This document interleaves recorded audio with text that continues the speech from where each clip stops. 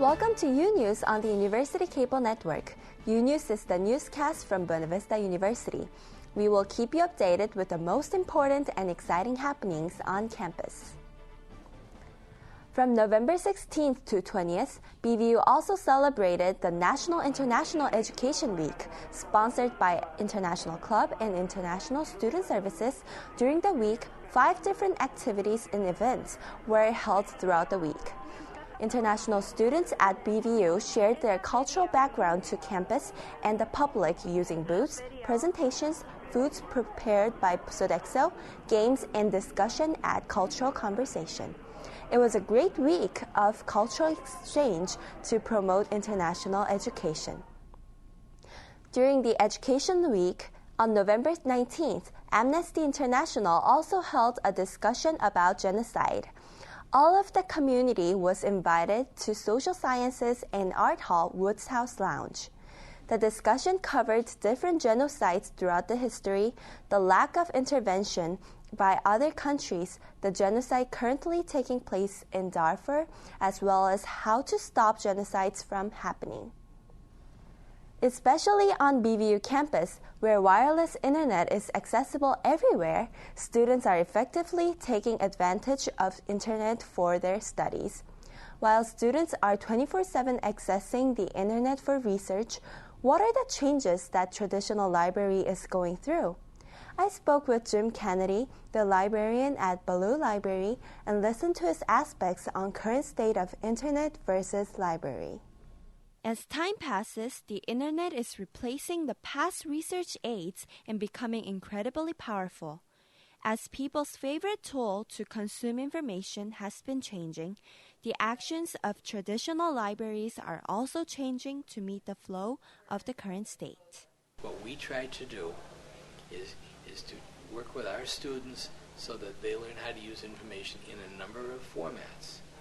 Well, we've had books, we've had microfilm, we've had individual discs, now we have network information, and no matter what format we're working with, we know that there will be others tomorrow. Using the internet, students can access to information anytime, while it takes time to order library books to be available on the shelves. Also, internet greatly offers the possibility to communicate directly with subject experts by online chat system. It works very practically, especially when students are not able to reach the library but need assistance. Internet can also be a valuable extension to the school's library collection. Internet is good, but we need to learn how to combine the use of old media and new media because they both provide their unique merits.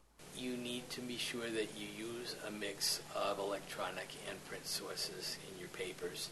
You have to work with our web page or with our librarians to be sure that you get good at doing that. If you aren't familiar with either using the internet or book collection, library is a great place to start learning how to combine them.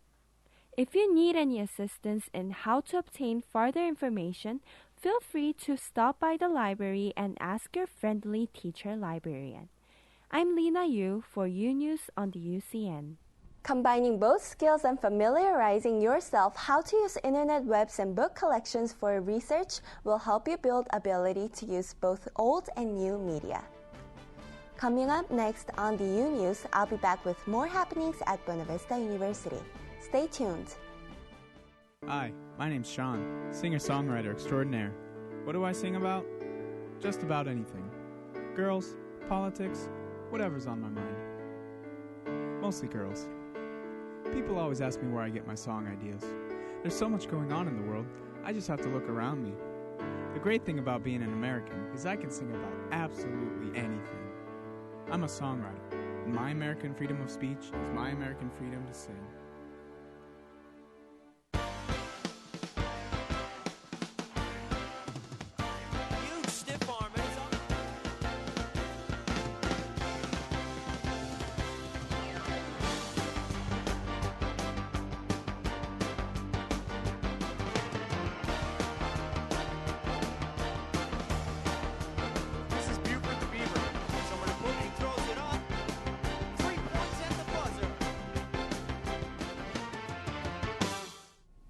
Welcome back to UNEWS on the UCN. Joe Peterson, a junior pre-med biology and chemistry double major at Buena Vista University, got an opportunity of a lifetime. After watching Dr. Steve Meyer in operations at Dakota Dunes, South Dakota, Joe took a service trip to Africa through Siouxland, Tanzania Educational Medical Ministries. In Tanzania, Joe got the opportunity to study orthopedic medicine with Dr. Meyer, founder of the organization.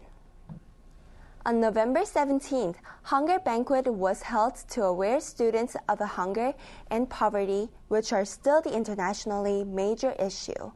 This campaign included a hunger banquet, food drives, and peaceful demonstrations.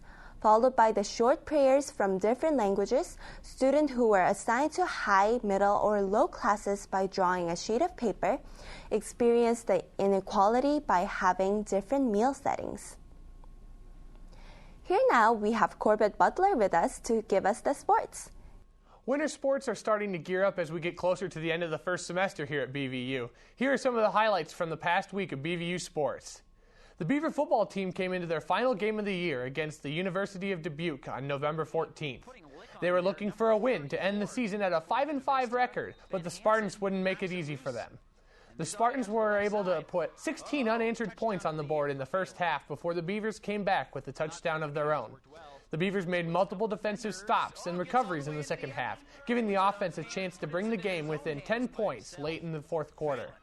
On the last offensive drive for the Beavers, however, Brandon Phelan would be picked off inside the red zone, allowing the Spartans to run down the remaining 2 minutes and 26 seconds of the game.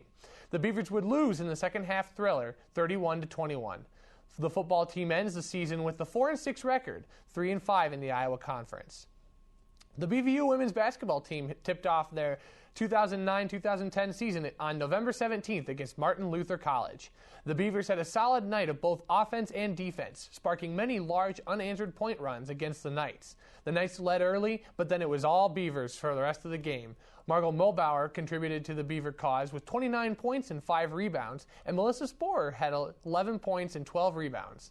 The Beavers would not give up the lead to the Knights, sending them home with their 12th straight loss against the Beavers. Beavers win 93-62. Before the November 17th game, I took a chance to speak with head coach Janet Berry to see what her thoughts of the upcoming season were. After talking about being picked third overall in the polls, here's what she had to say.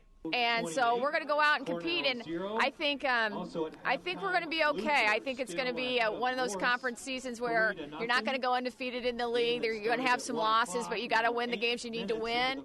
The Beavers will be on the road until December 4th, hopefully extending their winning streak for this season. Well, that's all I have for sports. Back to you, Lena. Thank you, Corbett, for giving us the sports. The Siebens Family Legacy Presentation and Den Tour took place on November 18th and November 19th. The Alumni Association Student Board invites the public to attend a presentation about the life of Dr. Harold Walter Siebens. Everybody who attended had the opportunity to learn the story of Dr. Harold Walter Siebens and his family, how he made his fortune, why he selected Buena Vista University as one of his charitable interests, and why Siebens Forum was the home to Siebens Den. Thank you for watching UNews on the University Cable Network.